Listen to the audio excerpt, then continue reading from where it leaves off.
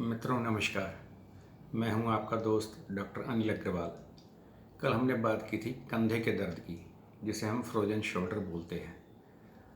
आज हम बात करेंगे उसके नीचे एक और जॉइंट है कंधे के नीचे, जिसे हम बोलते हैं एल्बो या कोहनी।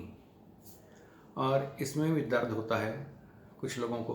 अधिकतर वैसे ही ऐसा जॉइंट है जिसके अंदर दर्द नहीं होता है, लेकिन फिर भी कुछ लोगों को इसमें दर्द हो जाता है।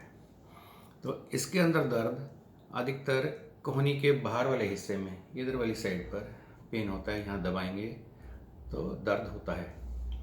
इस दर्द को टेनिस एल्बो भी बोलते हैं। वैसे इसका कोई टेनिस प्ले के साथ में कोई रिलेशन नहीं है, क्योंकि केवल अगर मान लो 100 लोगों को एल्बो में दर्द है तो केवल ऐसे 5% ही लोग होंगे जिन्हें टेनिस खेलने की वजह से दर्द हुआ है। बाकी 95% टेनिस खेलने वालों को यह दर्द नहीं होता है। अधिकतर यह दर्द तभी होता है जब इस एल्बो की मूवमेंट बार बार की जाए। जैसे कुछ इस तरह के काम होते हैं, जैसे कारपेंटर का काम है, वो बार बार लकड़ी को चिकना करने के लिए रंदा लगाता है, तो उससे ही इसका एल्बो की मूवमेंट बार बार करनी पड़ती है।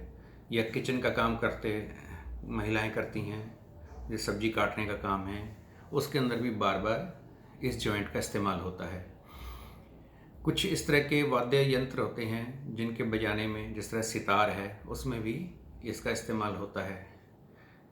और अन्य जैसे पेंटिंग कर रहे हैं, उसके अंदर भी इस जॉइंट का इस्तेमाल होता है। तो ऐसे लोगों के अंदर यह दर्द ज़्यादा पाया जाता है।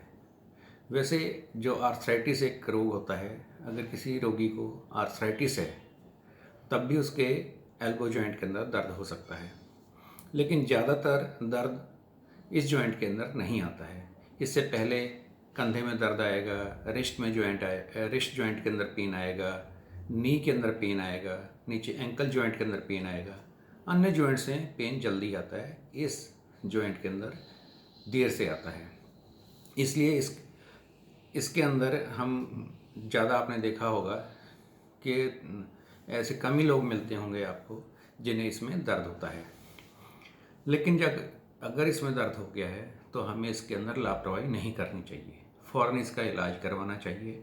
नहीं तो यह दर्द बैठ जाता है इस जॉइंट के अंदर और फिर बहुत लंबा चलता है।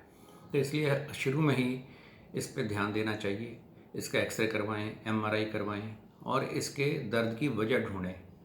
कई बार फ्रैक्चर होने की वजह से यह कोहनी कहीं बहुत जोर के लग जाए, उसकी वजह से भी इस कोहनी के अंदर दर्द हो जाता है। अगर ये मसल्स के अंदर पेन है और उसकी वजह से ही पेन इस कोहनी के अंदर आ रहा है तो हम इसे स्प्रेन कहते हैं। और अगर इसके टेंडन्स के अंदर सूजन आई है तो हम बोलते हैं कि ये स्प्रेन हो गया है।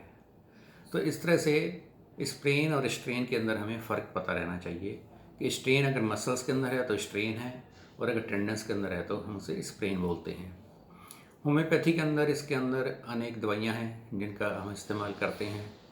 अगर मान लो वज़न उठाने की वजह से यह दर्द होता है तो उसके लिए एक बहुत ही अच्छी दवाई है कैमोमिला, और कैमोमिला के प्रयोग से वह दर्द ठीक हो जाता है।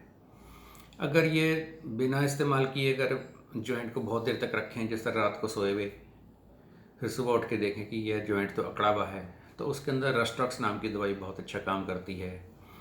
और अगर आराम करने से, मतलब इस जॉइंट का इस्तेमाल ना करें और फिर वह दर्द ठीक रहे, तो उसमें ब्राइना नाम की दवाई बहुत अच्छा काम करती है। जब सर्दी लग रही होती है और तब, केवल तब ही इस जॉइंट के अंदर पेन हो, हालांकि ऐसा बहुत रेयर कंडीशन में होता है, तो उसके अंदर एक बहुत रेयर दवाई है। हालांकि उसको यहाँ कोई जिक्र करने की आवश्यकता नहीं है, लेकिन मुझे ऐसे ध्यान आ गई तो मैंने कहा चलो आपको यह भी बता देता हूँ। अगर जैसे ठंड लग रही है और उसी वक्त ही ख़ास तौर पे इस जॉइंट के अंदर पेन हो, तो उसके अंदर पोडोफाइलम नाम की दवाई दी जाती है। और यह दवाई जब उसको बुखार हो रहा होगा या खाली ठंड लग रही थी और पेन हुआ, तो वह बुखार भी उसी दवाई से ठीक हो जाएगा। और ये जॉइंट, जो एल्बो जॉइंट है, उसका दर्द भी इसी से ठीक हो जाएगा। और भी अनेक दवाइयाँ हैं जिनका हम इस्तेमाल करके इस जॉइंट पेन को ठीक कर सकते हैं।